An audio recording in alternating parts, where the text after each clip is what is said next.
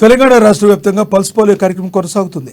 నిర్దేశిత సెంటర్లో polio vaccination జరుగుతుందని 4-5 తేదీల్లో వైద్యారోగ్య శాఖ సిబ్బంది ఇంటింటికి తిరిగి పోలియో చుక్కలు వేస్తారని health and family welfare commissioner వెల్లడించింది.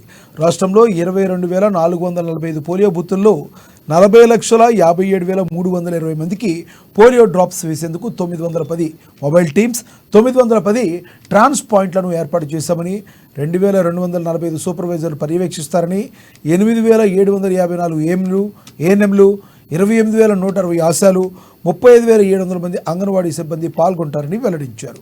50.3 లక్షల డోసులను జిల్లాలకు పంపిణీ చేసినట్లు తెలిపారు.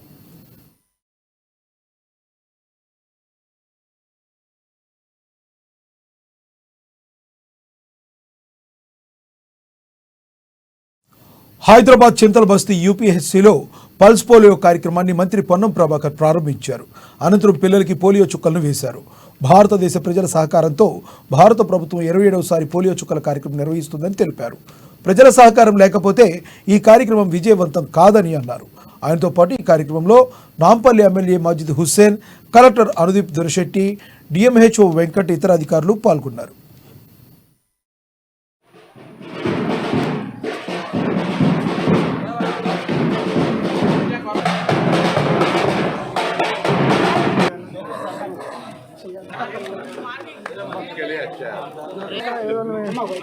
फोटोग्राफर है ना सर भाई।